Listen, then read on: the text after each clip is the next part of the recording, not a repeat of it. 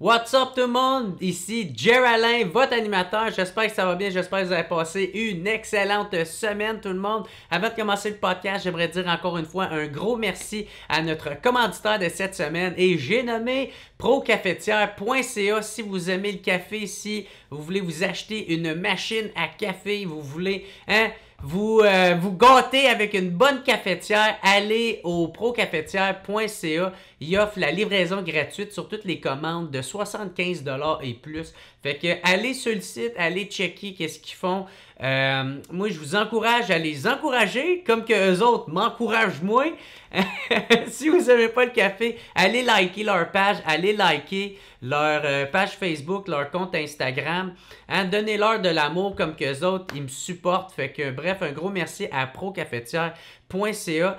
Cette semaine, qui qu'on reçoit comme invité, c'est nul autre que Tanya Bossy, qui est la fille de Mike Bossy, la légende du hockey, la légende du 50 en 50 des Islanders de New York. Fait que bref, elle est venue nous parler un peu du livre qu'elle a coécrit avec Michael Lalancette, qui est 50 jours dans la vie de Mike Bossy, préface de Wayne Gretzky. Fait qu'elle vient nous parler de ce livre-là que je vous encourage à vous acheter. Un excellent livre qui nous parle entre autres de, toute la vie de Mike Bossy. Mais aussi, Tanya, dans le podcast, elle va nous parler de c'était qui Mike Bossy, autre que la légende. C'était qui l'humain derrière la légende du hockey. Fait que bref, elle nous parle un peu de tout ça. Puis aussi, c'est très touchant parce qu'elle nous parle de ses derniers jours. Il est décédé du cancer et du cancer du poumon. Fait que bref, elle nous parle de ses derniers jours, comment ils ont vécu ça. C'est vraiment très déchirant comme histoire, frustrante même. Bref, un gros merci à Tanya d'être venue sur le podcast. C'est super apprécié. Pour ceux qui veulent m'encourager, vous pouvez devenir membre au patreon.com/whatsuppodcast. Ça me permet d'avoir du support financier pour être capable de continuer ce podcast-là. Il y a tous les forfaits. C'est 2-3 piastres pour vous autres, c'est pas grand-chose. Pour moi, ça fait toute la différence. Si vous voulez m'encourager, vous pouvez aussi le faire juste en vous abonnant sur mon compte YouTube. Abonnez-vous, cliquez sur s'abonner, laissez un petit thumbs up, laissez un petit commentaire. Écrivez légende. Écrivez légende dans les commentaires si vous avez écouté le podcast jusqu'à la fin et vous avez trippé. Parce que c'est ça que Mike Bossy était, une vraie légende du hockey. Puis c'était, je l'ai jamais connu, mais ça avait l'air vraiment d'un humain incroyable. Fait que bref, un gros merci à Tanya d'être venue nous parler de son père.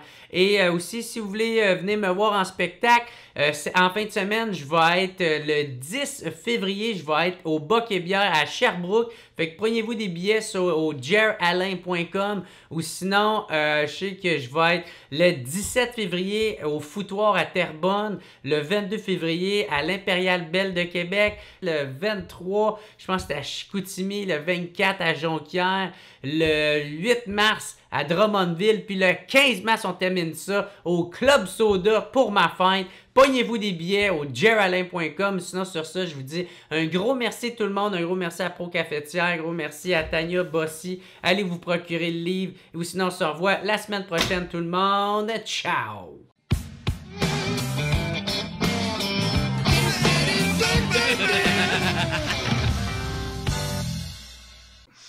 Fait que, what's up tout le monde? Bienvenue au What's Up Podcast. Je suis super content de recevoir ma nouvelle invitée, mais juste avant, j'aimerais dire encore une fois un gros merci à procafetière.ca. Si vous aimez le café, faites affaire avec les experts. Bon, ça étant dit, hey, gros merci d'avoir accepté mon invitation. Tanya Bossy, la fille de Mike Bossy, la légende du hockey.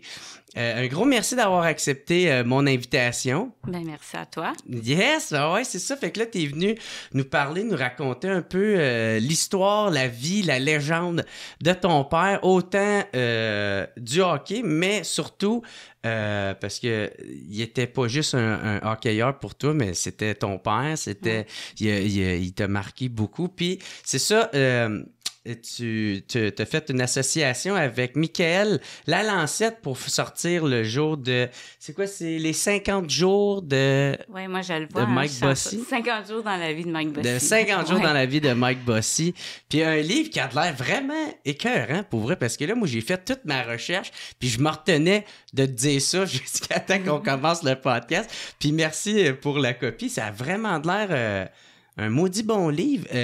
Comment que c'est fait votre collaboration, votre association à toi puis Michael?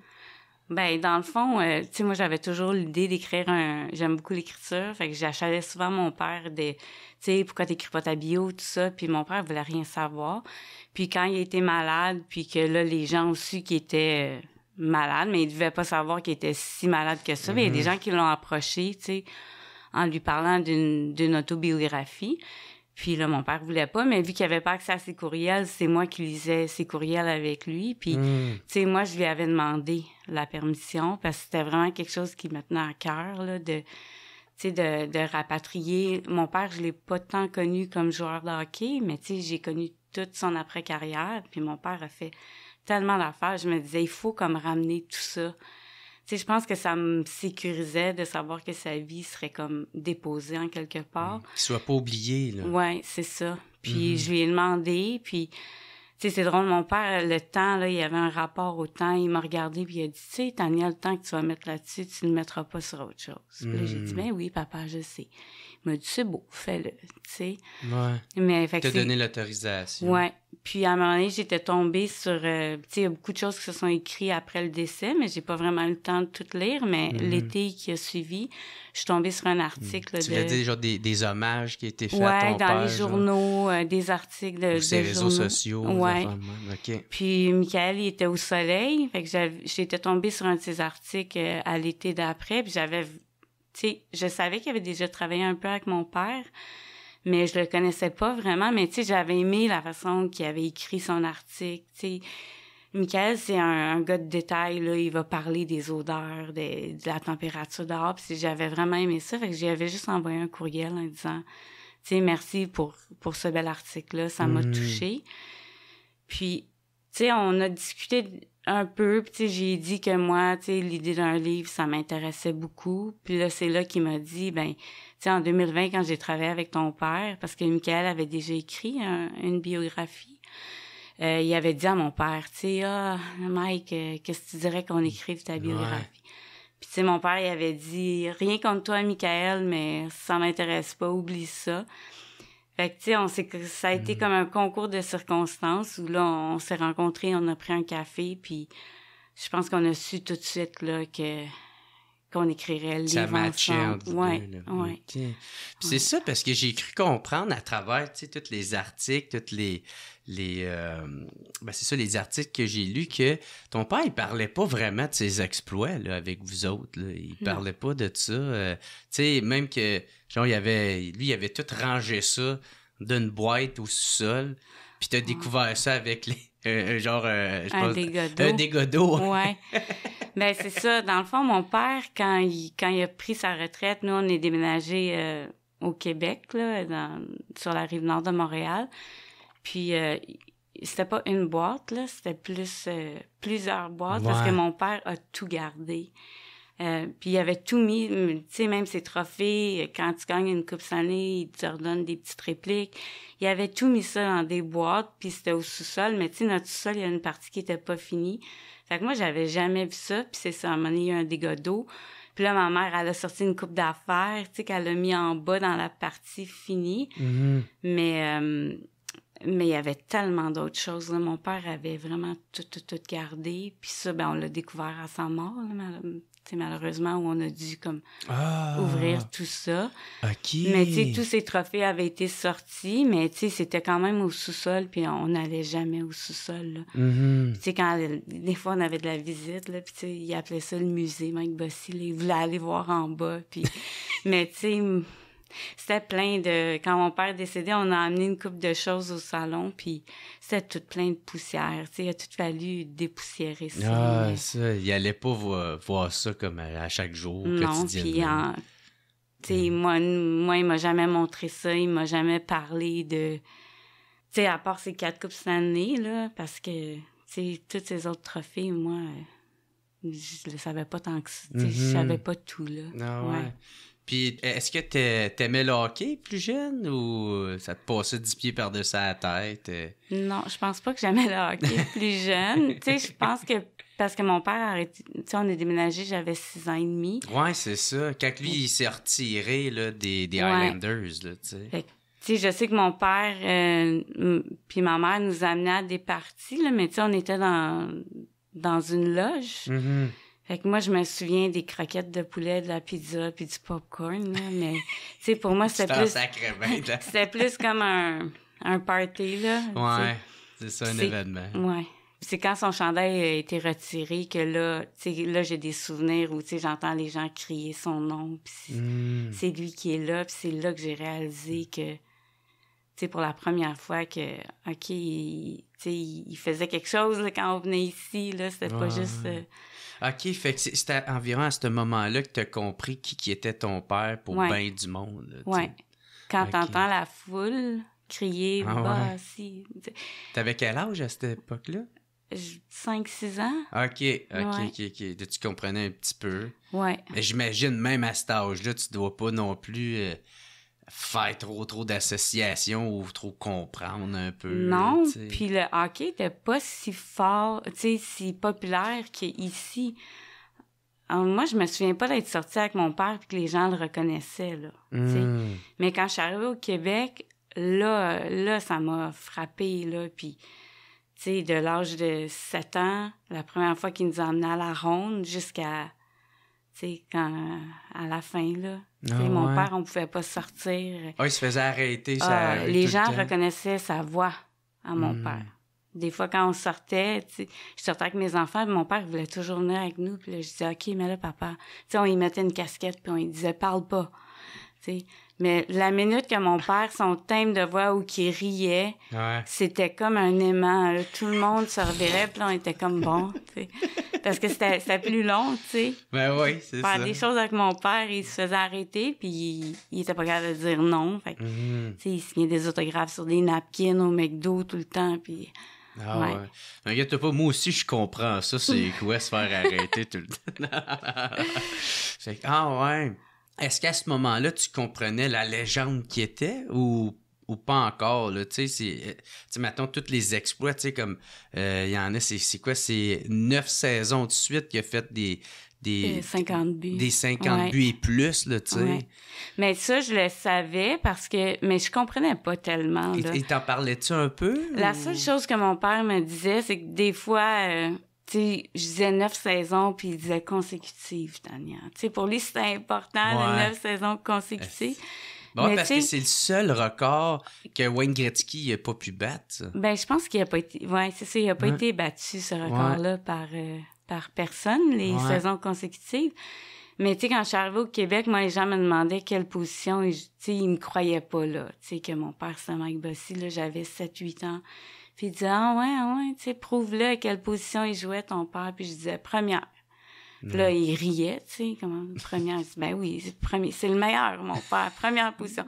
J'avais aucune idée, c'est là. Ça, ouais. Je comprenais pas trop. Non, puis tu sais, j'étais assez confiante, fait que les gens riaient plus de moi qu'autre chose, mais...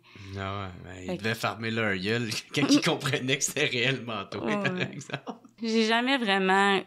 Tu sais, j'appréciais écouter, tu sais, des fois, j'écoutais des matchs, on allait voir des matchs avec mon père, mais je pense que c'était plus le moment avec mon père que j'aimais, tu sais, de voir mon père regarder un match de hockey, c'était divertissant. Fait que... OK. C'est quoi, il commentait-tu tout le temps? Ou, Ben, tu sais, il regardait, il l'analysait? Ouais, puis tu sais, il savait reconnaître, tu sais, les mauvaises passes, puis, tu sais...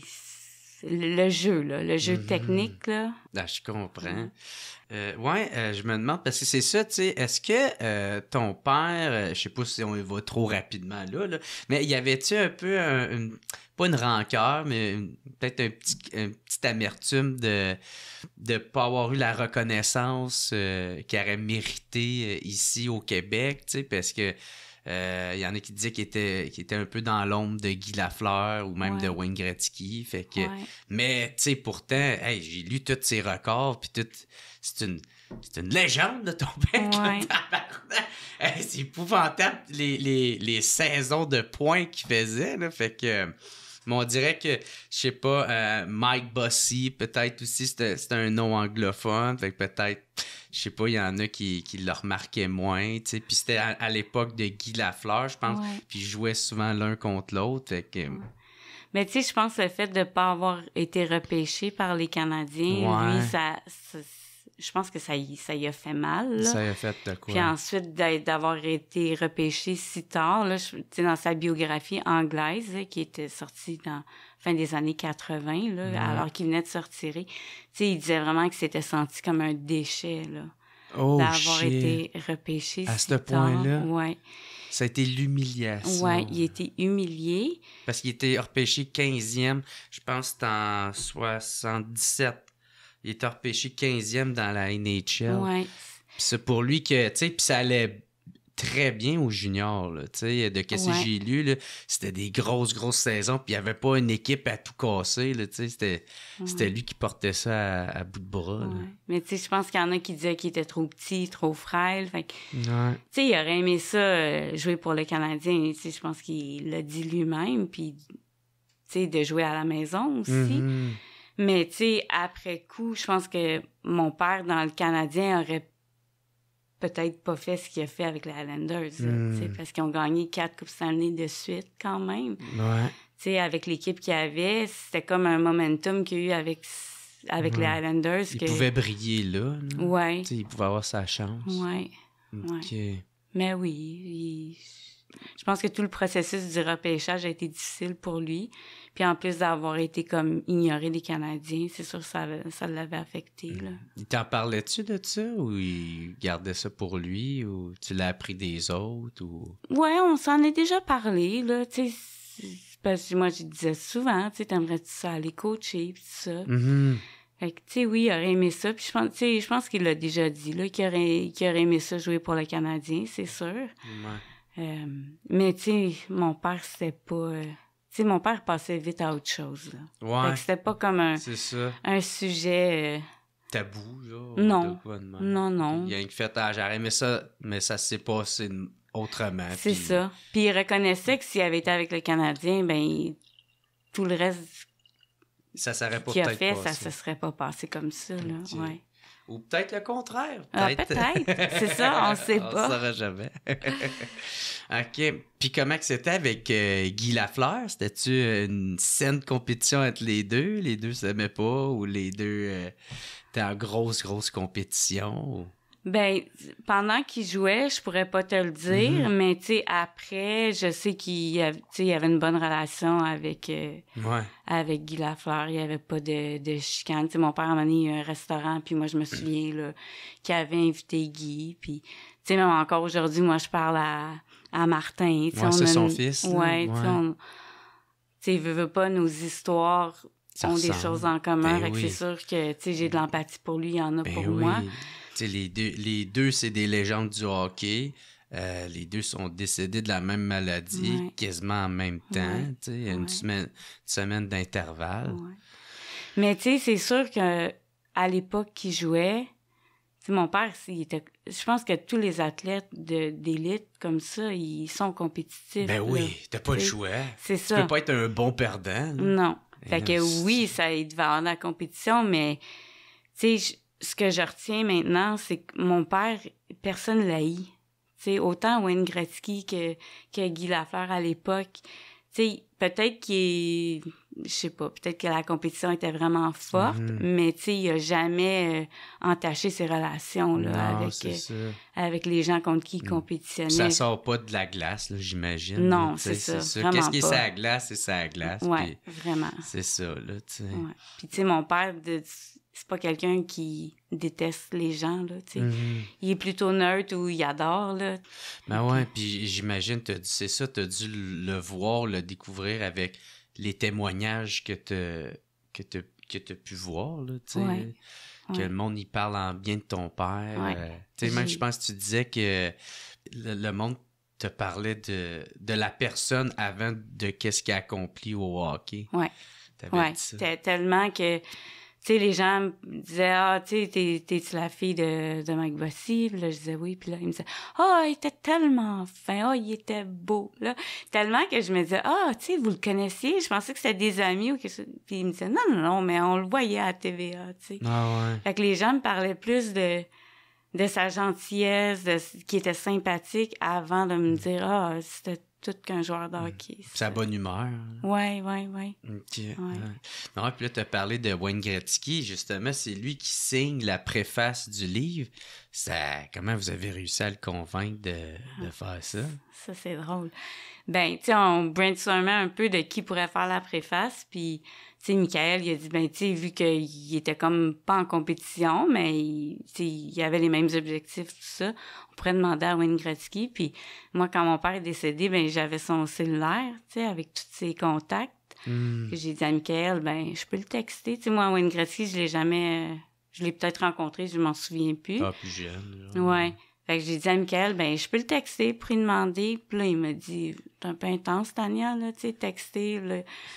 Fait que j'ai dit, ben, tu sais, Michael, puis ça, c'est une chose que mon père m'a toujours dit, tu sais, si t'essayes pas, tu sauras pas. Puis le pire qui va t'arriver, c'est qu'on te dise non. Fait que moi, j'ai vraiment intégré ça dans ma vie. Fait que j'ai dit, ben, le pire qui va arriver, c'est qu'ils disent non. Fait que je l'ai texté en y expliquant notre projet, tout ça. Puis je me suis présentée. Puis, tu sais, s'il voulait faire la préface, puis il m'a répondu « Je ferais n'importe quoi pour toi ». Puis, tu sais, je le connaissais même pas. Fait que ça m'a montré à quel point, tu sais, mon père, il était aimé, là, par même sa compétition, Ouais, là. il était respecté. Vraiment. Fait que c'est comme ça que ça s'est fait comme ça, aussi banal, aussi facilement que ça. Non, fait que c'est quoi, il a juste... il a créé une première version, vous l'envoyez, puis vous avez travaillé de même, j'imagine, par courriel. Ouais. OK. Ouais. Ah, c'est plus Michael, là, pour... Ouais, j'imagine. Ouais. Mais t'as quand même participé. Ouais, mais c'est ça. Moi, je suis celle que... Coordonnée un peu. Ouais, je suis celle qui a les contacts. Puis pour le livre, est-ce que... Tu sais, parce que vraiment, toutes les histoires de ton père, tu sais, même, je pense, l'origine des Bossy, ouais. Tu sais, que c'est... Dans le fond, je pense que c'est ton arrière-grand-père qui est parti de l'Ukraine comme réfugié politique. Ouais. Tu sais, puis ça explique un peu cette histoire-là. Fait que, tu sais, il y a toutes les histoires qui concernent quasiment ton père. Est-ce qu'il y en a là-dedans que il y a des histoires que vous auriez aimé mettre, que vous n'avez pas pu parce qu'il manquait de place ou...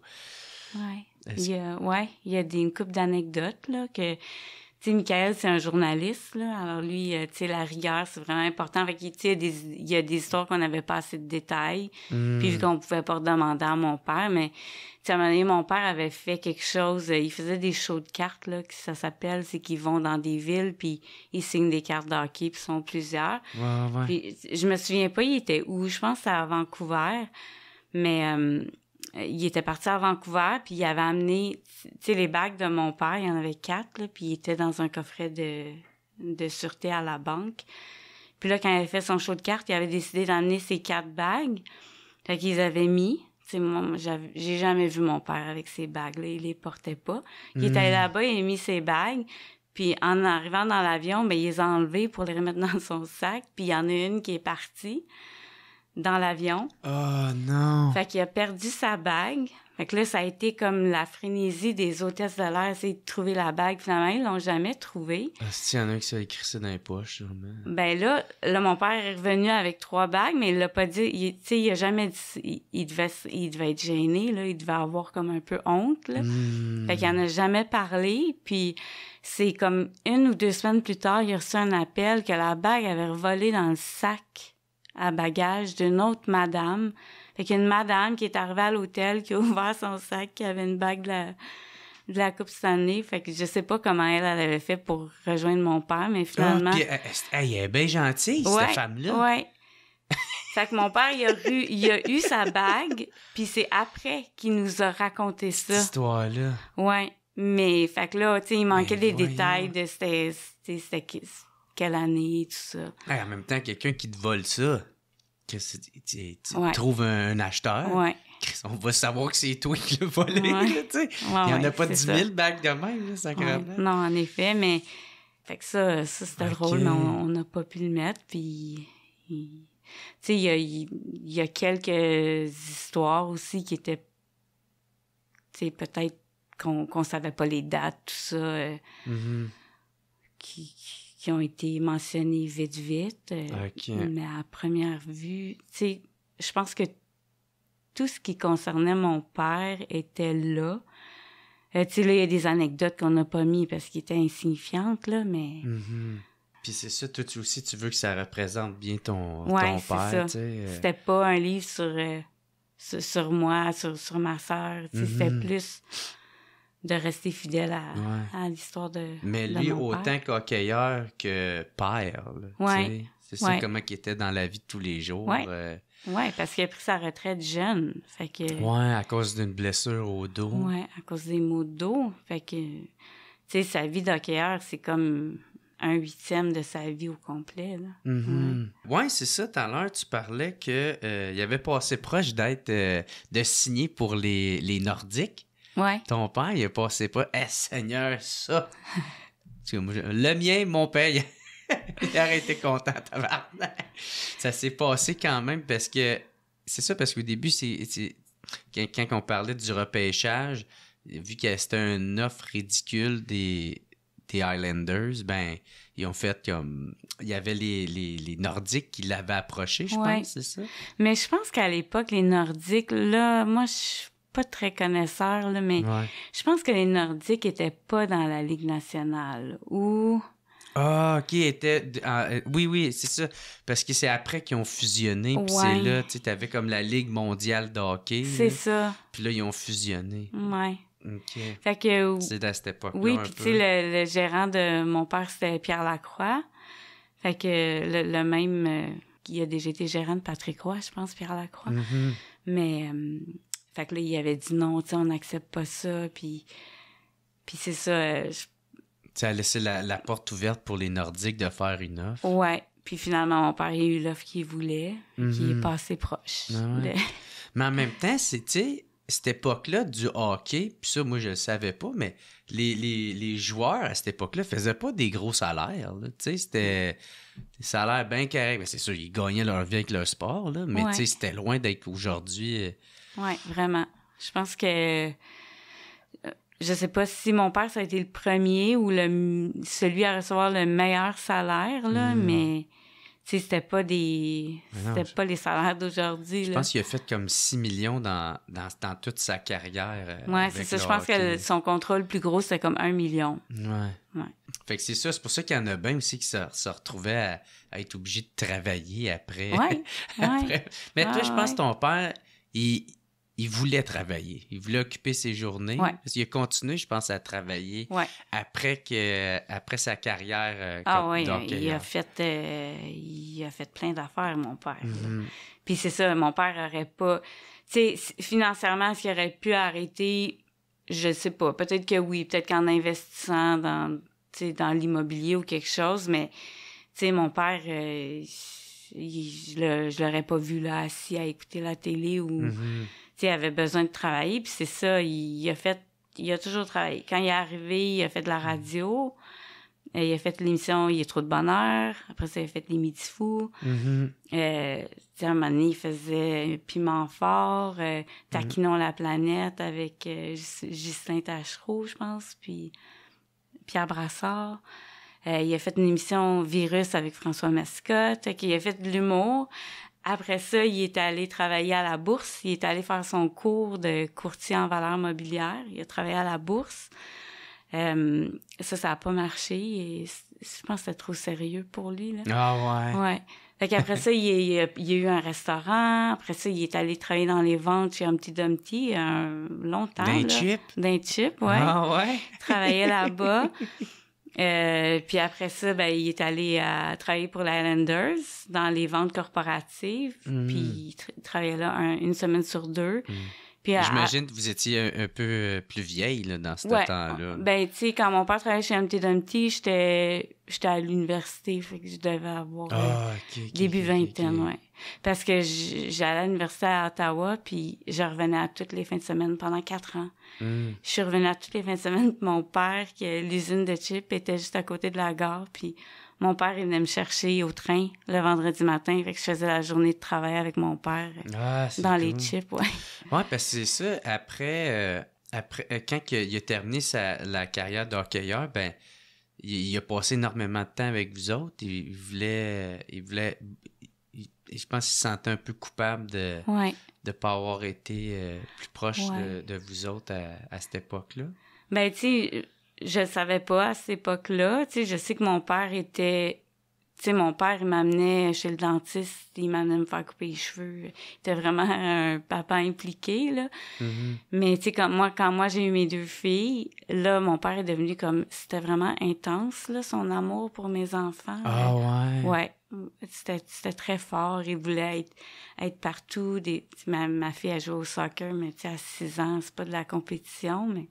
Tu sais, j'arrivais à Sainte-Anne-des-Plaines, qui est quand même assez loin de chez nous, à 8 heures le matin. Mon père, il était assis dans les estrades. Il voulait savoir tout. Ah ouais. Tu sais, en tout cas, il était vraiment, vraiment impliqué. Puis, tu sais, des fois, je me disais, mon Dieu, ça vient d'où, ça? Tu sais, parce que pourtant, nous, quand on était jeunes, il était pas tellement présent. Puis, fait que j'avais de la difficulté à comprendre ça. C'était intense, là. Tu sais, le matin, mes enfants attendaient l'autobus, puis, disons que j'étais dans la maison, je travaillais de la maison, ils sortaient en cachette, tu sais, pour aller attendre l'autobus avec mes enfants, puis... ouais. Ils voulaient pas manquer une seconde. Ils voulaient pas rien manquer. Tu sais, plus tard, quand il a su qu'il était malade, tout ça, là, il m'en a parlé, tu sais. Tu sais, je me souviens une fois, il pleurait, puis, tu sais, j'avais dit... Qu'est-ce qui se passe, papa? Puis il m'a dit, j'aurais dû être plus là. Puis c'est là qu'il m'a dit... Il dit, quand vous étiez petite, puis j'étais avec vous, j'étais obsédée par le hockey. Fait que j'étais avec vous, mais je pensais juste à mon jeu. Il était là physiquement, mais pas mentalement. Ouais. Puis tu sais, ça n'a pas été... Tu sais, il a arrêté, j'avais 6 ans. Fait que ça n'a pas été comme... sur une longue période de temps, là. Mais, tu sais, je pense que lui, connaissant mon père, qui est un perfectionniste, tu sais, il aurait voulu être le papa parfait, le hockeyeur parfait, mais là, c'était pas compatible, les deux. Fait que, tu sais, ça, il le portait, là. Il s'est senti coupable un peu pour ça. Puis là, il disait, tu sais, j'aurais dû me préoccuper. Je me souviens, il me disait, j'aurais dû me préoccuper plus de vous, mais j'étais tellement obsédée, puis... Fait que, tu sais, c'est plus tard, moi, ça m'a permis de comprendre tout ce... Tu sais, cette implication-là qu'il y avait avec mes enfants. Moi, il les amenait en voyage 2 fois par année, tu sais, puis il voulait pas que j'aille avec eux, là.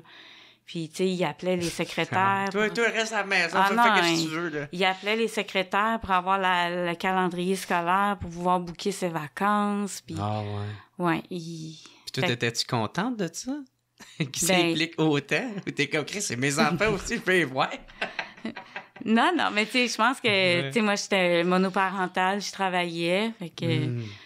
fait que ça la donnait bien en même temps. Ouais, puis tu sais, c'était spécial, tu sais, de... Tu sais, moi, ça me touchait, là. OK, c'est ça, moi, mon père, moi, je sais pas patiner, là, puis les gens disent, voyons... Moi non plus! Puis, tu sais, les gens disent, voyons, tu sais, ça se peut pas, là, tu sais, j'essaie de patiner, mais... Besoin d'une chaise. Ouais, c'est ça, d'un rack, puis... Fait que, tu sais, ils sont comme ton père, t'as jamais montré. J'étais comme, non, moi, mon père m'a jamais... Puis, tu sais, mais mon père avec mes enfants avaient 2 ans, puis mon père, il leur strappait des lames en dessous des bottes, puis, tu sais, j'ai des vidéos où il les amenait patiner, puis, tu sais, c'était touchant, là, voir mon père avec mes enfants. Fait que t'en as pas tenu rancœur de ça, là, du 0 à 6 ans, là, où il était moins là. Non. Parce que... Il s'est rattrapé par la suite. Ouais. Puis, tu sais, comme j'avais dit, c'est facile après coup de dire j'aurais dû être là, mais, tu sais, si mon père avait pas été obsédé par le hockey, ben j'aurais pas eu la vie que j'ai eue, là. Tu sais. Non, c'est fait que, tu sais, j'ai quand même eu... des sécurités financières. Ouais, tu sais, j'ai jamais manqué de rien. Un toit sur la tête. Ouais. Non, j'en ai pas tenu rigueur. Ça fait partie de tu sais, de nos expériences, puis on vit tous des choses différentes, puis... C'est peut-être plus pour lui aussi qu'il était déçu de ça, qu'il ait pas pu profiter de ces moments-là, tu sais. Ouais, puis tu sais, je pense que quand t'es malade, puis t'as un diagnostic comme ça, je pense que, tu sais, je sais pas, je l'ai jamais vécu, mais... Tu sais, je pense que ça brasse plein de choses. Ouais, là. ça fait peut-être remonter des vieux souvenirs. Puis là, t'as des regrets que t'aurais peut-être jamais eu si... Tu sais, je pense que mon père, sa surimplication avec mes enfants, là, c'était un peu pour se rattraper. Puis je pense qu'il serait parvenu, là. Fait qu'il aurait peut-être jamais eu ces regrets-là. Mais, tu sais, quand on vit ce qu'il a vécu, ben je pense que ça fait vivre plein d'affaires, là. Il était comment comme père? Était-tu strict? Était comment? Mon père était pas strict, mais tu sais, je pense que, en tout cas, moi, tu sais, d'avoir un père comme mon père qui a excellé dans quelque chose. T'sais, lui doit être exigeant envers lui-même. Fait que... Ouais. Fait que, tu sais, moi, j'ai assumé toujours qu'il était exigeant envers moi. Puis, tu sais, à la fin, mon père, il me disait toujours, Tania, je veux juste que tu sois heureuse, tu sais.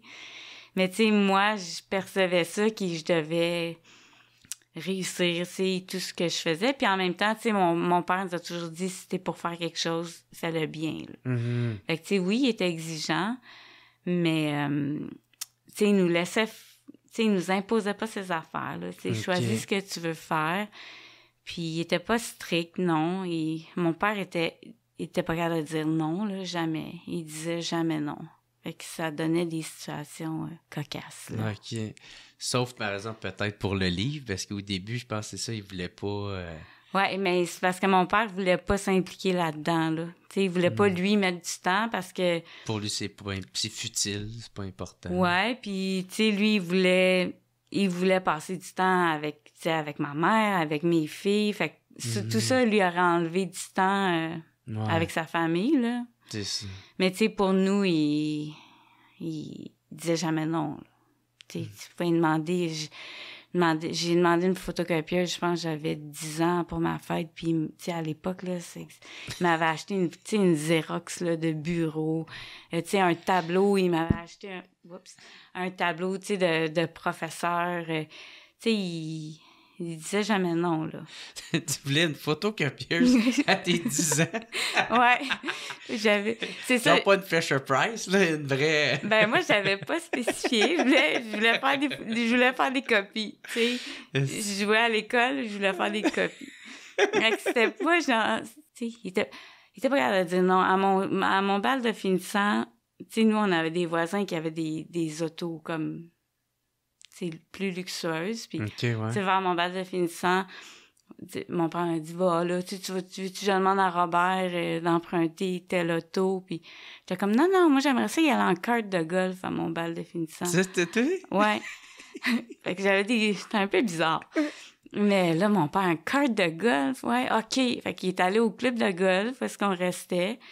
Il voulait pas y emprunter le kart de golf. Finalement, il s'est ostiné. Ils ont prêté un kart de golf. Il a loué un trailer. Il a mis le kart de golf sur le trailer. Il est allé le déposer comme à un coin de rue de mon école. Fait que moi, à mon bal de finissant, j'étais arrivée en kart de golf. Tu sais, n'importe quel parent aurait fait comme non. Tu sais. Ouais. Ah, moi, je trouve ça drôle, ça. C'est comique. Ah, lui, il embarquait là-dedans, dans le délire. Ouais. Ah, c'est cool. Puis là, tout à l'heure, tu parlais de... tu sais, il a fait l'émission Norma Brathwaite, là. Il est trop de bonheur ou Piment fort? Piment fort, ça. Fait que il y avait de la répartie, il aimait ça, l'humour, il voulait... Ouais, mon père, c'était un comique, là. Tu sais, au party de Noël. Puis, tu sais, il y avait plein d'anecdotes de... joueur de hockey, là. OK. Puis là, le monde voulait les entendre. Des niaiseries qu'il faisait dans la chambre. Puis lui, il était co-chambreur avec Brian Trottier pendant toutes ces années à Long Island. Fait que, tu sais, ils ont fait des niaiseries. En année, mon père, il avait allumé le feu dans les cheveux à Brian Trottier dans un autobus. Fait que, tu sais... Parce qu'il disait que ça avait l'air du foin, tu sais. Fait qu'il avait rapproché une allumette, puis ça avait pris en feu. C'est le feu, ouais. Fait que, ouais. Fait que, tu sais, il nous racontait ça, puis il était vraiment drôle, là. Puis, tu sais, comme un pain sans rire, là, il disait des affaires vraiment drôles, mais tu sais, il riait pas, puis ça rendait ça encore plus drôle. OK, il disait sur un ton sérieux. Ouais, non, il était vraiment drôle, là. Puis c'est ça, il faisait de la radio aussi. Ouais. Puis ça, il avait-tu aimé ça? Ça a-tu resté longtemps, cette partie-là dans sa vie? Ben, c'est au début. Okay. Je pense que oui, il aimait ça. Tu sais, moi, j'aimais un peu moins ça parce qu'à l'époque, là, j'étais quand même jeune. Ça faisait pas longtemps qu'on était arrivés au Québec. Puis, il y a trop de bonheur, il chantait, il rappait le matin. Puis, moi, j'étais dans l'autobus. Tout pour te foutre la honte. C'est ça, dans l'autobus. Puis, j'entendais ça. J'étais comme, c'était pas tellement drôle, mais lui, il avait l'air d'avoir du fun. Mais, tu sais, je pense que la radio à l'époque, c'était... Tu sais, je pense que ça jouait dur, là, tu sais, tu pouvais perdre ta job. J'ai la journée même. Là. Ouais. Fait que je sais pas trop. Il a fait un rap de trop. Peut-être. Ouais, peut-être. Mais non, je pense pas qu'il y avait... Tu sais, je pense que les équipes étaient comme démantelées beaucoup, là. Fait que je sais pas si Normand était parti ou... Je sais pas trop, tu sais, mon souvenir est vague, mais... Il a quand même été longtemps. Après ça, il est allé au Midi Fou avec André Robitaille. Okay. Il a fait ça. Je sais aussi Richard Z. Serrois, je pense. Il a fait de la radio avec lui. Ouais, je pense que lui était au Midi Fou aussi. Okay. Ouais. Fait que, il était polyvalent. Ouais, il a bien aimé ça. Puis, il y a un détail aussi qui m'a fait rappeler que ton père, ça, quand il a commencé au hockey, il est devenu rapidement une cible pour les autres parce qu'il était vraiment bon.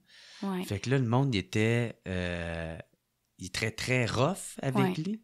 Ouais. C'est ça? Mais c'est ça, il était petit, là. Il était plus petit que les autres joueurs. Puis mon père se battait pas, là. Il avait fait comme le statement qu'il se battrait pas. Fait que c'était une cible facile. Puis oui, tu sais, il était bon. Fait que souvent, il était comme... j'ai pas le mot, là, mais... Tu sais, il y avait des joueurs que leur job, c'était d'essayer de le casser. Ouais, d'aller le plaquer, puis ça. Fait que, tu sais, il a mangé beaucoup de coups, puis... Tu sais, je pense que ça... Surtout dans le junior, là. Ouais, il est reparti en civière. Ouais. Puis, tu sais, il y a un documentaire sur Michel Bergeron qui a été tourné, je pense, quelques mois avant que mon père ait son diagnostic, là. Puis c'est vraiment difficile à regarder ça parce que... Tu sais, il raconte un moment donné d'une altercation, puis il avait regardé le gars, puis il avait dit, tu sais, frappe-moi pas. Mais, tu sais, les gens, c'était ça leur job, là, tu sais. Si l'entraîneur te disait d'aller faire ça, ben... le goon, là, goon qui est... Ouais. Ah, ça, puis là, ça, ton père disait... Ouais, il suppliait de pas le battre. Ouais, de pas le frapper. Puis, tu sais, il raconte que... T'sais, après ça, il embarquait dans l'autobus, puis je pense que psychologiquement, ça le traumatisait. Ouais. Mais c'est ça. Je pense que les buts qui comptaient, c'était justement parce que je pense qu'il y a bien d'autres joueurs qui auraient comme abandonné, là. Mais fait que chaque but qui scorait, je pense que il payait pour, là. OK, c'est dans ce sens-là, tu veux dire. OK. Ouais, fait qu'il y a rien qui était facile, puis c'est pour ça que mon père, tu sais, quand on disait un compteur naturel, il aimait pas ça, tu sais, qu'on dise ça, parce que, tu sais, puis je comprends, oui, il faut qu'il y ait un certain talent, mais, tu sais, je pense que mon père a tellement souffert à vouloir compter des buts que pour lui, il y avait rien de naturel là-dedans, là, parce qu'il se mettait à risque, là. Tu sais, ses blessures à son dos, tu sais, c'est sûr que c'est... Ça provient peut-être de là, ou à la répétition. Ouais. En plus, c'est ça, j'ai lu que le junior, le hockey junior des années 70 était très rough, là, tu sais, là. Ouais. Que, tu sais, justement, là, que tu te bats pas. Tu sais, aujourd'hui, on voit ça comme, OK, c'est un statement qu'il fait, puis... Mais à l'époque, c'était vu comme de la lâcheté. T'es un lâche, tu veux pas te battre, t'es un faible. Ouais. Mais, tu sais, mon père... il n'embarquait pas là-dedans. Non. Ça veut dire qu'il était encore plus...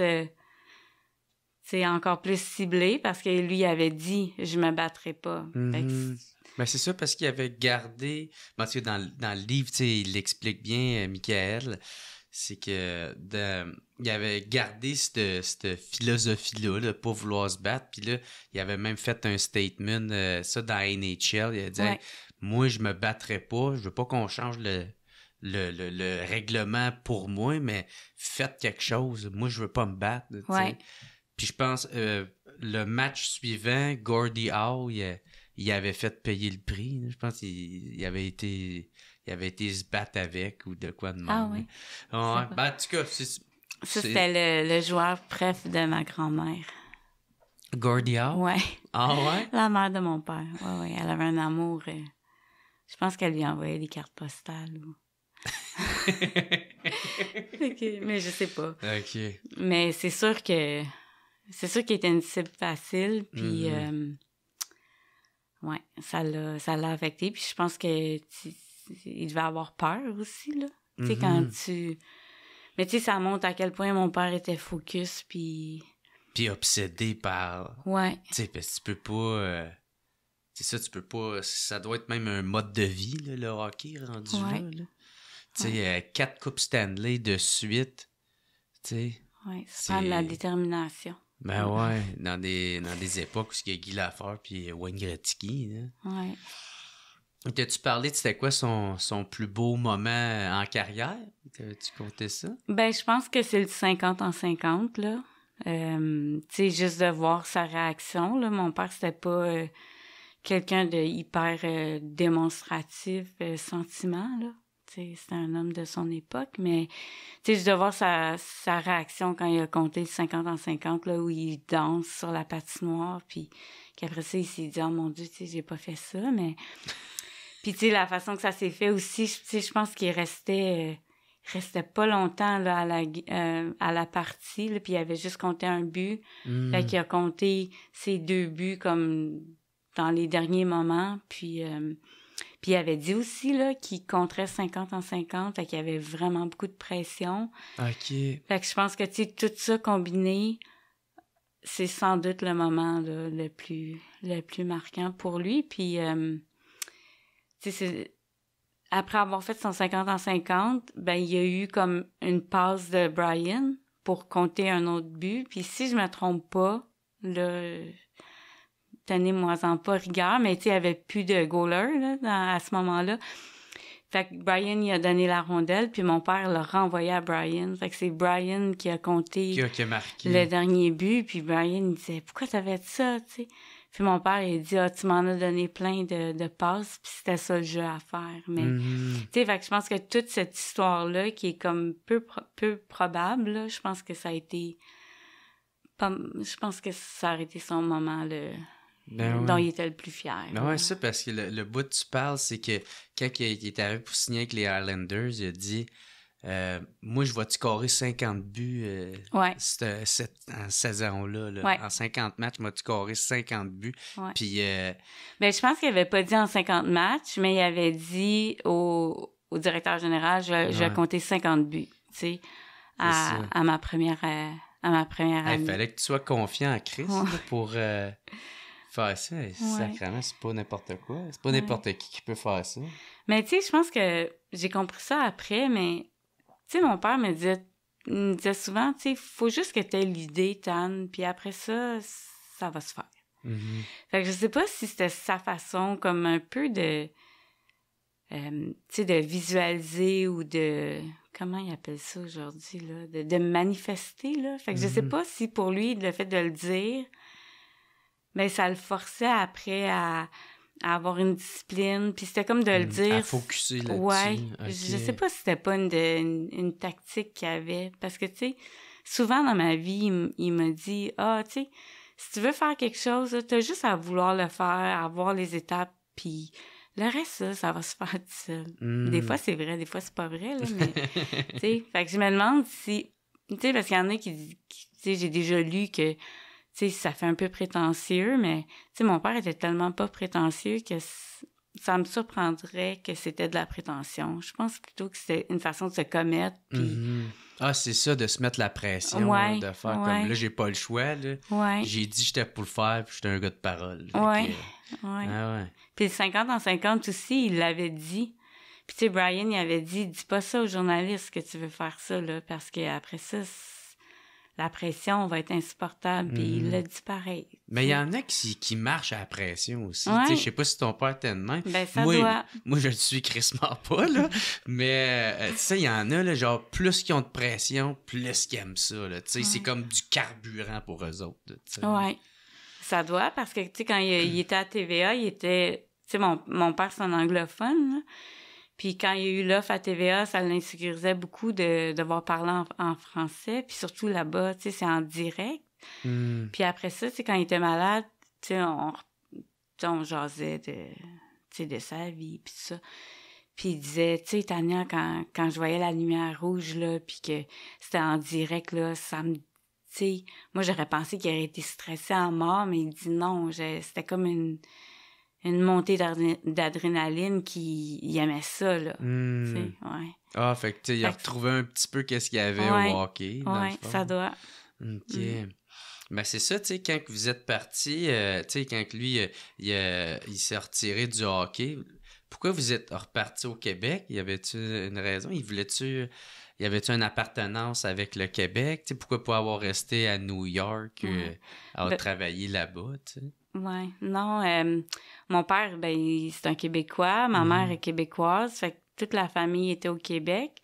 Puis nous, dans le fond, mes parents planifiaient, tu sais, moi j'ai une sœur, ils planifiaient la grossesse pour que ça arrive l'été, pour qu'on naisse au Québec. Fait que moi, je suis québécoise. Tu sais, je suis née en juillet, après ça, on est repartis tout de suite. Ma sœur est née en septembre, puis elle est plus vieille que moi, mais ils sont repartis tout de suite après à New York. Mais les étés, on revenait toujours au Québec, là. Mon père avait une maison à Laval. Fait que durant l'été, quand la saison finissait, je pense 2-3 jours, ben, tu sais, il fallait qu'on finisse l'école, mais 2-3 jours après, on était de retour au Québec, puis il a toujours fait ça. Fait que quand il y avait... son lien d'appartenance là, avec le Québec. Ça n'a jamais été dans les plans de rester au Québec, là. De rester à New York? Ouais, excuse-moi. de rester à New York, ouais. OK. Ouais. Puis à la maison, dans quelle langue vous parliez? C'était en français, en anglais? En français, ouais. Moi, quand je suis arrivée à 6 ans, je parlais pas un mot français, là. Mais quand on est arrivé, mes parents, pour eux, c'est important qu'on s'intègre puis qu'on parle français. Fait que je suis allée à l'école en français. Ben ouais, ça, j'ai vu. Ouais. Fait que j'ai appris mon français hyper vite, là. Ben oui, à cet âge-là, c'est le temps, ouais. là, aussi. Puis j'ai jamais... Tu sais, de mes souvenirs les plus lointains dans notre maison, tu sais, ça arrive nord, j'ai jamais parlé en anglais à mon père. Jamais. OK. Fait que, tu sais, je devais lui parler en anglais quand j'étais plus petite, là, puis qu'on était à New York, mais, tu sais, au Québec, j'ai jamais parlé en français à mon père. C'était important pour lui, le français? Oui, c'est important parce que, tu sais, il aurait pu, à cause de la loi 101, la clause grand-père, vu que lui est allé à l'école en anglais, il aurait pu nous envoyer à l'école en anglais, mais... C'est important qu'on parle français. Ma mère était francophone. Toute la famille de ma mère, c'est des francophones. Fait que, ouais, c'est important pour C'est important, oui. Ben, pour eux autres. Ta mère aussi. Ouais. OK. Ben ouais, puis dans le livre, ça a l'air que même ton arrière-grand-père, qui est le grand-père à ton père, il a milité pour pas... contre l'anglicisation de Montréal. Oui, oui. Il est bien cool, ce grand-père-là. Oui, ben c'est ça, moi, j'ai connu aucun de... Ouais, non, c'est J'ai même pas connu le père de mon père, je l'ai pas connu parce qu'il est mort en 81. Mais oui, tu sais, il y avait... C'est sûrement des valeurs qui ont été transmises à Mike. Oui, sûrement. Je sais pas. Mais ouais, c'est particulier, cette histoire-là. Ah, c'est cool. Peut-être un petit côté rebelle, peut-être, tu sais. Des fois, mon père, tu sais, on lui disait de faire quelque chose, il faisait le contraire. Fait que il a peut-être retenu ça de son grand-père. OK, cool. Ben, si t'es à l'aise, on peut parler de ces derniers jours.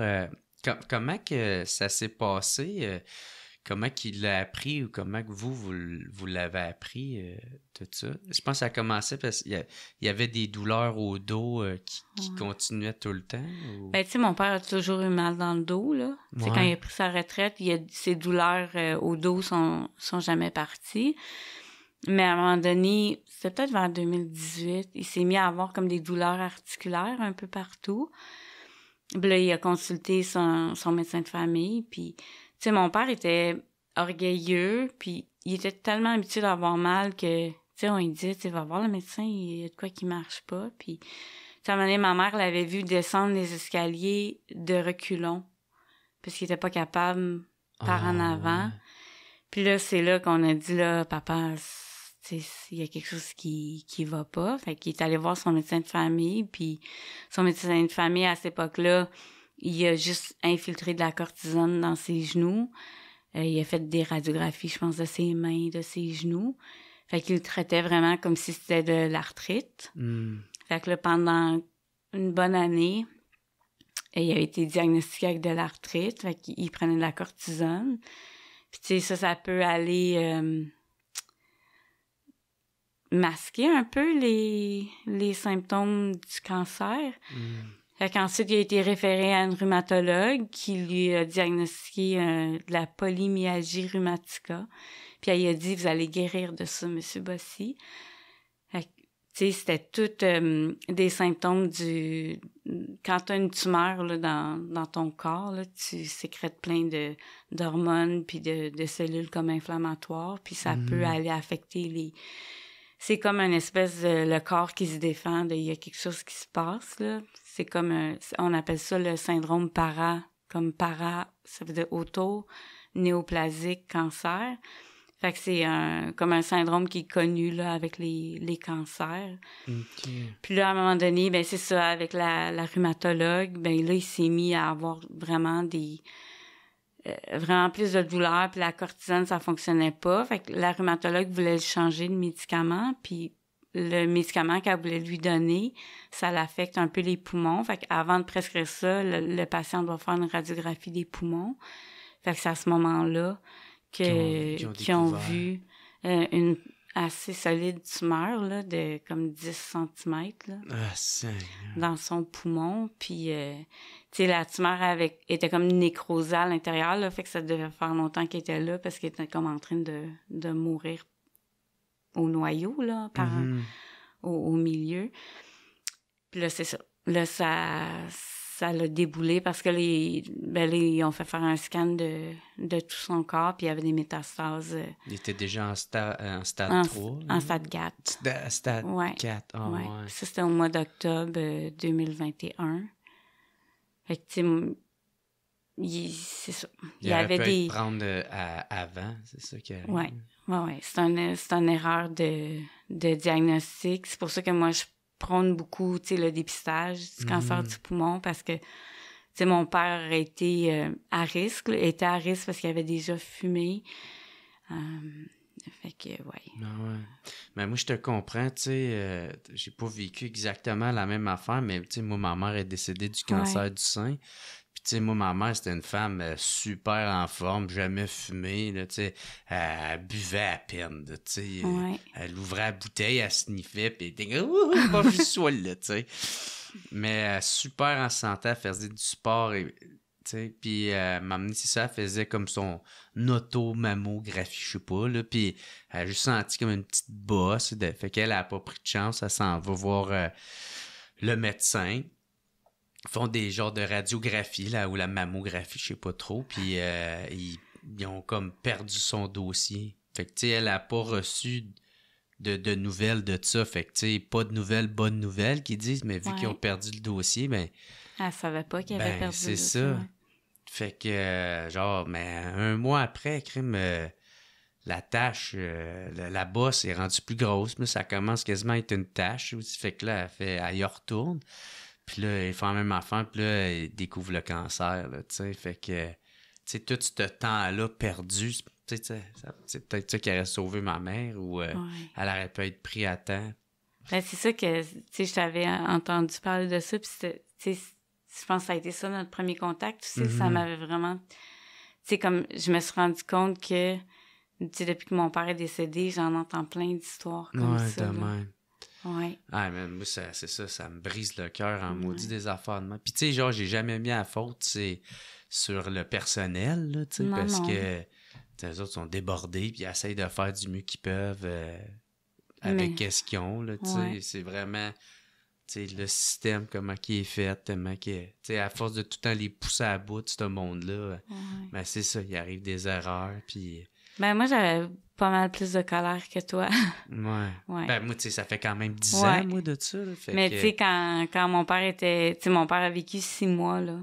Tu sais, il s'est passé 6 mois. Ça a été très rapide, là. Ouais. Fait que ces 6 mois-là, je dirais que j'étais 4 mois et demi en beau fusil. On peut sacrer ici. Ouais. J'étais en crise.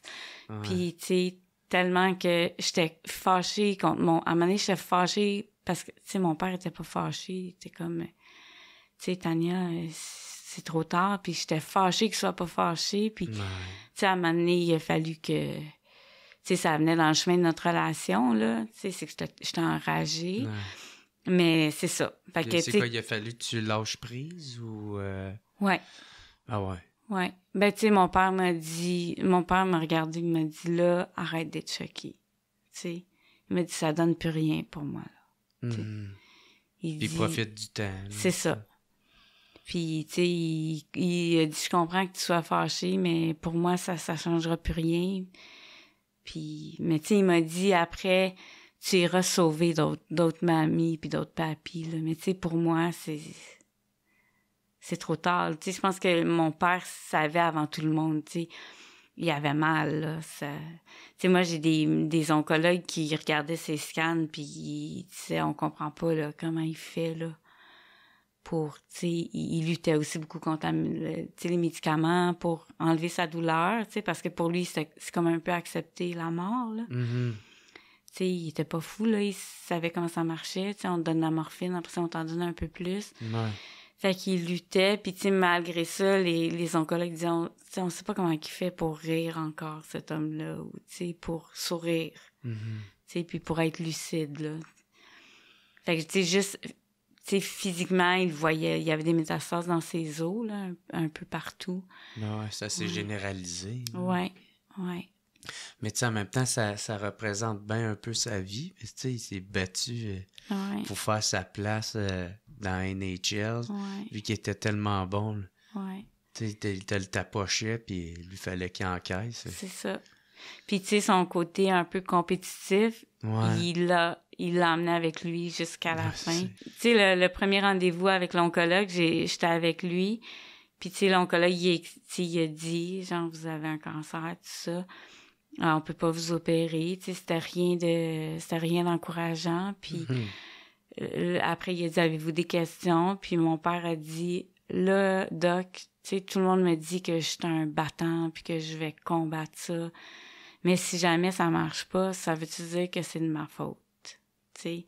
Fait que ça montre à quel point, lui, tu sais, il voulait pas qu'on pense qu'il avait abandonné ou que si les traitements marchaient pas, que c'était parce qu'il avait pas assez essayé ou... Puis quand il a été hospitalisé, je pense 47 jours à la fin, puis là, parce qu'il y avait de la chimio, tu sais, ils ont quand même essayé des choses, mais à la fin, tu sais, ils ont dit avant qu'il aille en soins palliatifs, là, à peu près 1 mois et demi avant de décéder, ils ont dit, tu sais, on peut plus rien vous donner parce que la chimiothérapie le rendait encore plus malade. Fait que ce soir-là, quand il est revenu à la maison, il m'a dit, c'est niaiseux, Tane, là, mais tu sais, c'était ma mère, là, maman me poussait en chaise roulante, là, puis tout ce que je voyais dans ma tête, c'était l'ensemble des oncologues puis des médecins qui disaient « Bouh, Bossy, bouh ». Il le voyait de même, genre. Ouais. Fait que lui, dans sa tête, il s'imaginait que les gens le huaient. Comme si c'était un perdant. Ouais. Je me disais, OK, c'est... intense. C'est intense. Ouais. Caroline. Puis c'est ça, c'est qu'il acceptait pas... il voulait pas être un perdant, tu sais. Non. Mais il fallait qu'il l'accepte d'une certaine manière pour pouvoir avoir le dernier temps de qualité avec vous autres, pour pas penser à ça. Ouais. Puis tu sais, mon père, c'est... sais, quand on veut, on peut, là. Tu sais, moi, j'ai été élevée avec ce dicton-là. Fait que lui, il croyait à ça. Puis là, ben, tu sais, devant la maladie, quand on veut, on peut, ça tient plus, là. Parce que mon père, il voulait pas mourir, il voulait guérir, mais tu sais, ça marche plus, là. Quand t'as un cancer stade 4, là, t'as beau vouloir... tu sais, puis je dis pas, il y en a, tu sais, on en lit des histoires que les gens, ils se remettent ou... Ouais. Mais, tu sais, pour lui, il contrôlait plus. Ouais, c'était plus lui qui contrôlait, puis je pense que ça a été dur pour lui, là. D'accepter ça. Ouais. Puis je pense pour la fin... je pense que vous avez dû vous battre avec l'hôpital pour pouvoir finir les jours à la maison, c'est ça? Oui, ben c'est ça. Mon père avait quand même beaucoup de médicaments. Là. Il était assez amoché. Et il était comme paralysé d'un côté, fait qu'il pouvait plus tant bouger, là. Puis il y avait une espèce de cocktail de médicaments qui fonctionnait pour lui, pour la douleur. Puis, tu sais, les médecins nous disaient, on peut pas... il peut pas prendre ça à la maison, parce qu'il y en a que c'était comme c'était pas intraveineux, mais c'était comme sous-cutané. Mais c'était comme des biberons, là, ça travaillait avec la gravité. Tu sais, moi, je travaillais dans le réseau de la santé, j'avais jamais vu ça de ma vie, là. Mais, tu sais, ça l'infusait comme par gravité.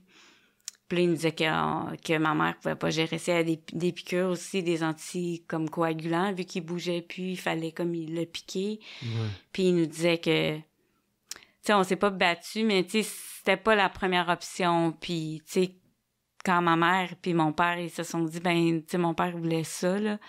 Il fallait qu'il négocie. Puis là, tu sais, les gens, le personnel, ils ont dû apprendre à ma mère comment faire ces techniques-là. Ouais.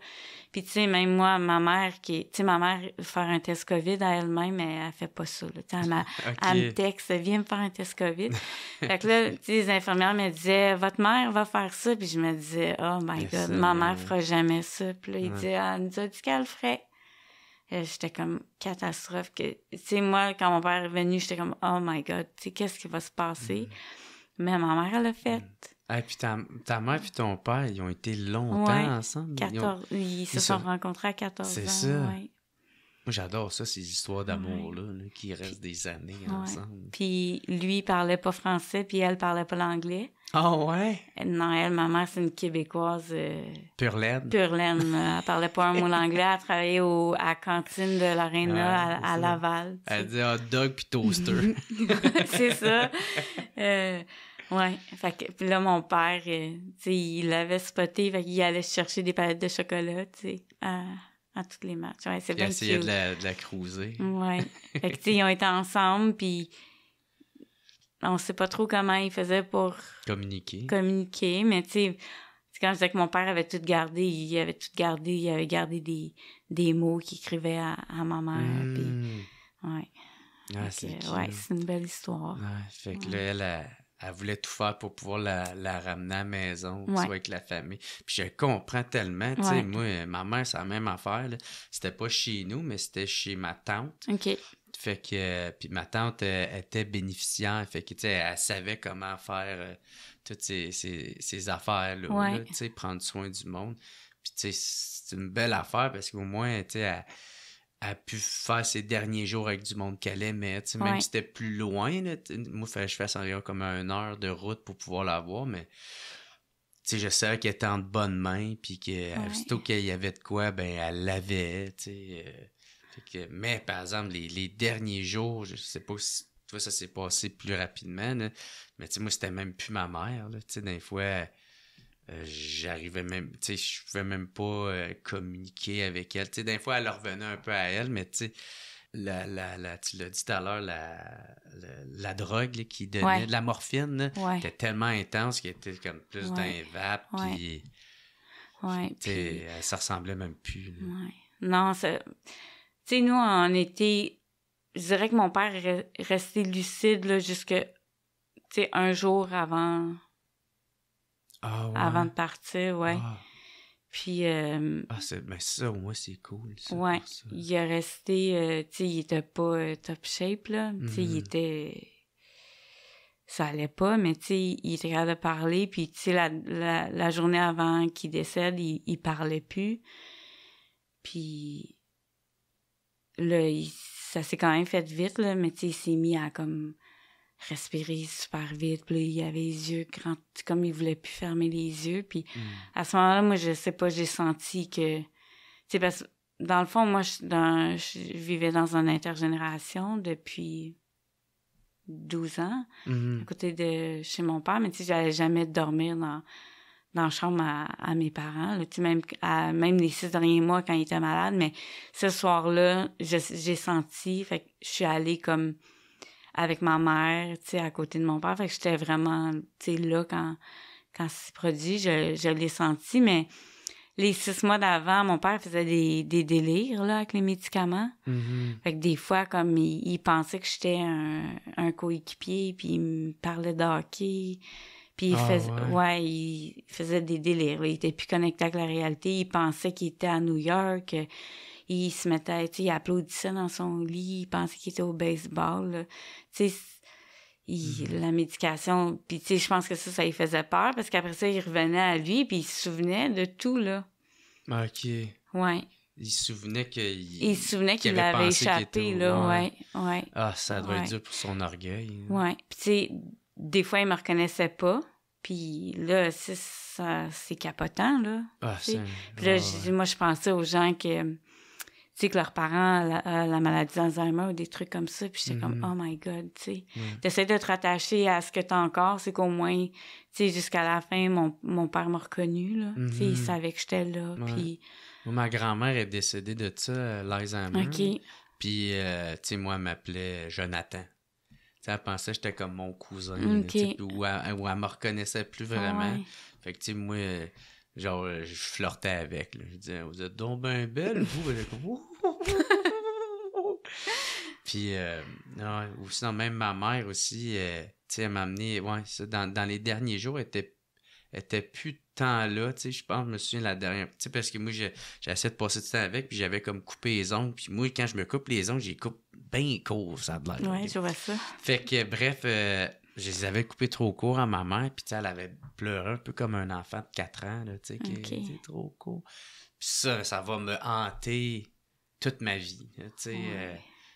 Puis ça a été quoi ta dernière conversation avec lui? Est-ce que ça, tu as eu le temps de faire la paix sur sur certaines choses, puis de vous dire au revoir, puis j'imagine que oui. Ouais. Puis, tu sais, tantôt, tu me demandais si mon père, il était exigeant. Tu sais, moi, j'avais tout le temps l'impression que mon père, il exigeait beaucoup de moi, là, tu sais. Mais c'était pas vrai, là.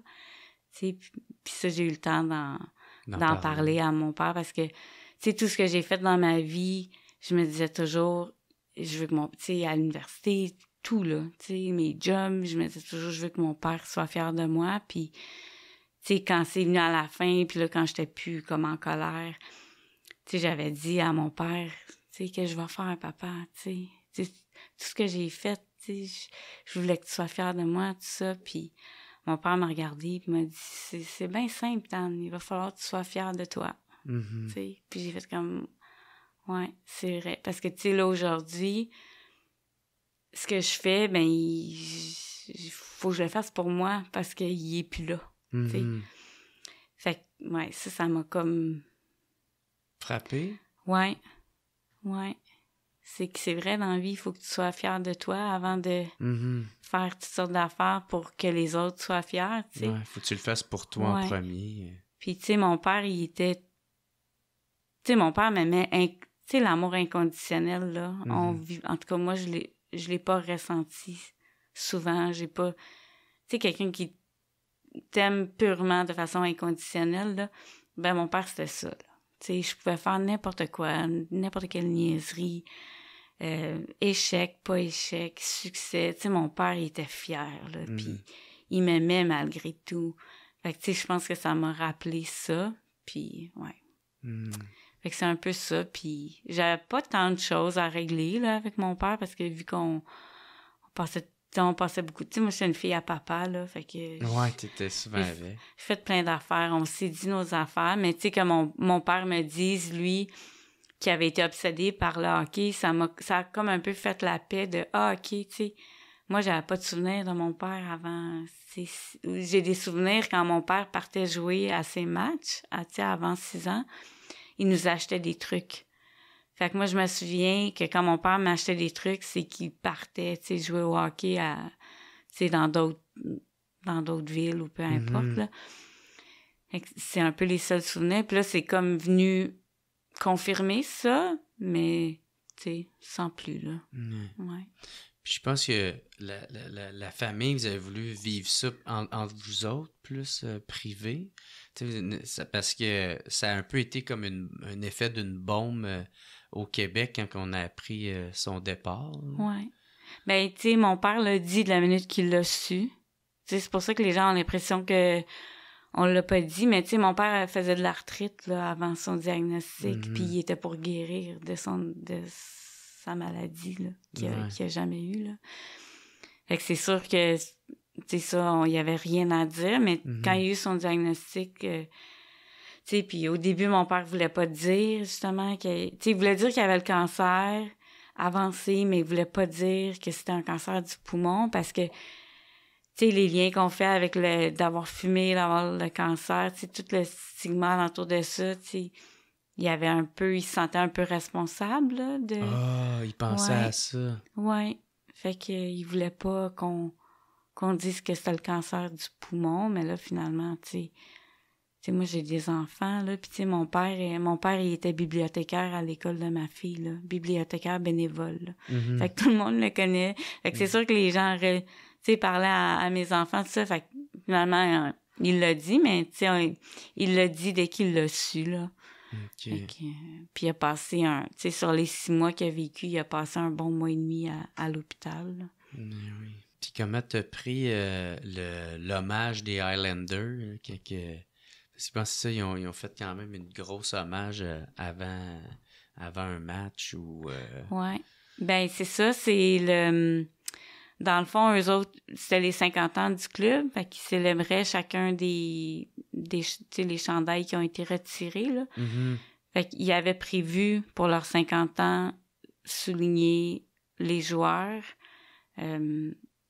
durant un match, là. Fait que, tu sais, mon père, il aurait été célébré, même s'il avait été vivant, là. Ouais. C'est-à-dire que cette célébration-là, il aurait dû y être en personne. Mais non, c'était spécial parce qu'il y avait, tu sais, moi, ma soeur, mes enfants, ma mère. C'est la première fois qu'on retournait tout le monde ensemble. Ouais, toute la gang. Ouais, à New York. Puis, tu sais, le club, tu sais, veux pas, c'était comme une deuxième famille parce que mon père a juste joué pour ce club-là. Ouais. Fait que, tu sais, ouais, il y avait quelque chose de touchant là-dedans. Puis t'avais fait, je sais pas, un speech durant... le repêchage 2022? Ouais. Ça, je savais pas. T'étais avec Martin Lafleur aussi, le fils de Guy Lafleur. Ouais, c'est ça. Comment ça s'est passé, ça? Ben, tu sais, moi, mes connaissances au hockey sont limitées. Là. Moi, je pensais que j'allais dans une salle. Là, OK. C'est la LNH qui nous ont demandé, à moi et à Martin, de dire un petit mot. Dans le fond, c'était nous qui écrivions ce qu'on voulait dire. Puis c'était juste avant. C'était comme si c'était pour lancer le repêchage. Puis je pensais que j'allais devant quelques personnes. Mais là, tu sais, ma mère est comme, non, tu sais, Tania, c'était au Centre Bell. Puis là, je me dis, ouais, mais tu sais, ils doivent comme, tu sais, rapetisser le Centre Bell beaucoup. Tu sais, je savais pas que les gens payaient pour aller regarder ça. Puis c'est ça. Mais ça a été stressant, mais... Puis j'entendais rien, là. Je sais pas, toi, t'as-tu déjà... J'ai jamais parlé au Centre Bell. Non, mais tu sais, des fois, ils font des podcasts dans les... Puis le son est jamais très bon. En tout cas, j'entendais pas. OK. Fait qu'il fallait comme parler en espérant que quelqu'un nous entende puis que tout était sous contrôle. Puis, tu sais, pendant que je parlais, il y a des gens qui se sont mis à crier le nom de mon père. Fait que ça a été comme... Ah, ça est venu te toucher. Ouais, mais... Tu sais, c'est ça. Des fois, je dis oui à des affaires, puis sur le coup, j'arrive, puis je suis comme « Oh my God », tu sais.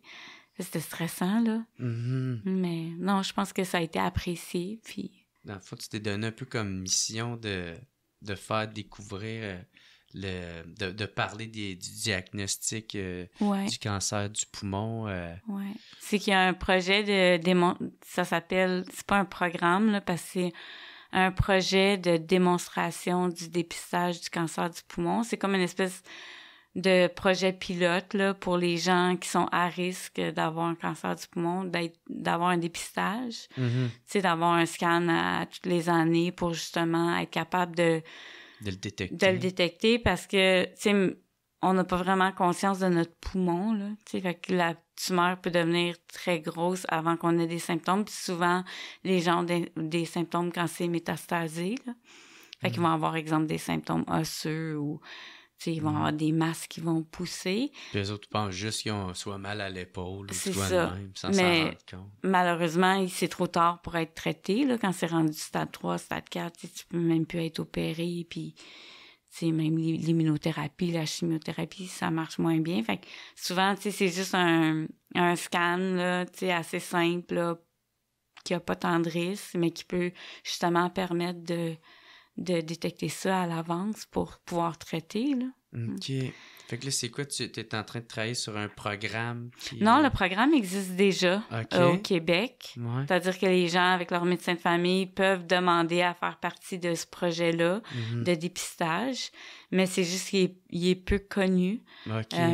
Alors, les gens le savent pas. Fait que c'est d'en parler, puis... Ça s'appelle comment, ce programme-là, tu sais-tu? ça s'appelle le projet de démonstration de dépistage du cancer du poumon. Ah, OK. Ouais. C'est simple que ça. Ouais, ouais. Fait que si les gens vont, tu sais, sur Google, là, ça nomme les... tu sais, je pense qu'il y a des critères, là, tu sais, être âgé de 65 ans et plus, avoir fumé ou avoir, tu sais, je me souviens pas exactement, mais, tu sais, il y a certains critères, puis ces gens-là peuvent demander à leur médecin de Ils sont faire... admissibles. Ouais, ils sont admissibles, tu sais, c'est gratuit, puis aussi avec Cancer Pulmonaire Canada, qui est l'organisme là, que l'oncologue de mon père, il était beaucoup impliqué. C'est qu'on veut justement sensibiliser aussi les médecins, les médecins généralistes aux symptômes paranéoplasiques qui peuvent exister avec un cancer du poumon, justement pour que les cas comme celui de mon père se reproduisent pas, là, parce que malheureusement, ça doit arriver. Tu sais, l'oncologue qui a traité mon père, il dit, moi, c'est ma réalité, là. Je vois ça comme à chaque semaine, des gens qui ont consulté pour... Tu sais, le syndrome paranéoplasique, là, c'est documenté. Tu peux avoir des trucs de peau, des trucs articulaires. Ouais. Fait que c'est de sensibiliser les médecins à justement détecter ça pour faire une radiographie du poumon. Tu sais, on parle pas de tests vraiment poussés, là. Tu sais, une radiographie du poumon, tu peux voir, là. Si la personne, ça se fait, c'est simple, ça se fait c'est vite. simple, ça coûte pas cher, puis, tu sais, ça peut permettre de sauver des vies, là. Parce que, tu sais, il y en a des traitements qui existent pour le cancer du poumon, là. Tu sais, Guy Lafleur, il a quand même vécu avec son cancer, tu sais, plus que 6 mois, là, il a quand même vécu avec ça. Il avait été opéré, je pense même. Tu sais, on a les traitements, on a l'immuno, la chimio, la chirurgie, mais sauf que ces traitements-là... Faut qu'ils soient pris à temps. C'est ça, ils fonctionnent, mais pas quand un cancer est rendu trop... Il est répandu partout. Fait que là, t'en parles le plus possible de Ouais, ça. Pour ouais. justement faire conscientiser les gens. Ouais. Puis il y a le fonds Mike Bossy chez Cancer Pulmonaire Canada.